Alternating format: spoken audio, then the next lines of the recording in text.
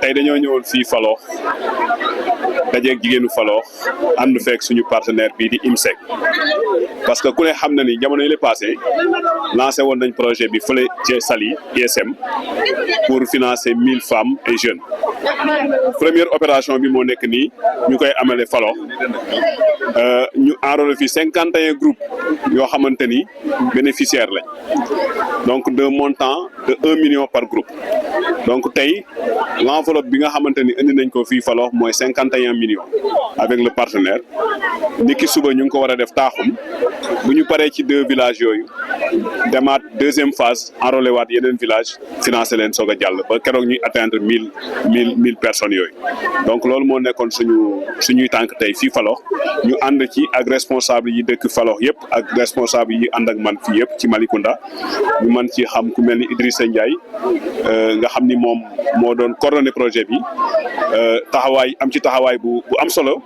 waaye ànd ci ak aussi responsable yi dëkk Falokh Pape Dione mu ngi fi Soxna Khoudia mu ngi fi ak taxawaayam wax dëgg yàlla jigéenu Falokh yëpp mobilisé na leen ànd ak suñu yaay maire Médor ba nga xamante ni tey boo xoolee assistance bi nga xam ni jigéenu Falokh yëpp génn nañ donc loolu li muy wane mooy nit ñi dañoo soxla liggéey te gisuñu xaalis donc comme dañu nekk ci crise économique nga fexe ay solution nit ñi jigéen ñi liggéey donc loolu laa gis ni moom moo mën a autonomiser les femmes donc ku ne xam na ni dëkk bi tey ci crise économique la nekk donc état bi niñ koy xaar bëri na te soxla yi bëri na te état mënul nekk fépp donc comme état mënul nekk fépp il faut que population bi di am ay initiative locale di développer donc femmes yi ñoom ñëpp am nañ ay projet ñii ñu ngi ci njaay tissu ñii ñu ngi ci njaayum ndugg ñii ñu ngi ci njaayum jën ñii ñu ngi ci njaayum suukar ñii kenn ku ne yaa ngi am ci loo yëngu kon tey jàpp nañ ni kenn ku ci ne boo jotee 200000 mën na la dimbali ci sa liggéey ni ñu leen di ñaan nag mooy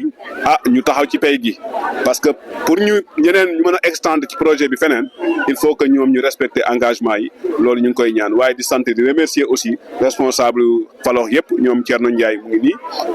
am ci taxawaay ci projet bi depuis ñu lancé ko ba léegi ànd ci ñoom Cheikh Diop ak ñoom Pape lim naa leen sànq waaye du ñu pare sans sant suñu lawbe vraiment nga xam ni moom fu mu taxaw rek mu ngi ñuy wan ak cofeel ak mbëggeel ñu ngi koy sant bu baax a baax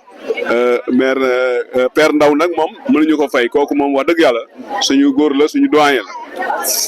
fu ñu jógee mu ngi suñu wet yàlla xam na loolu depuis ñuy dugg Falokh ba léegi saa yu ñu jógee fu mu ñuy dégg rek ñëw na fekkee si waxtaan wi kon ñu ngi sant ñëpp daal di gërëm ñëpp di wax ni nag femmes yi moom xaalis bi du pour ndogu de du pour ndogu de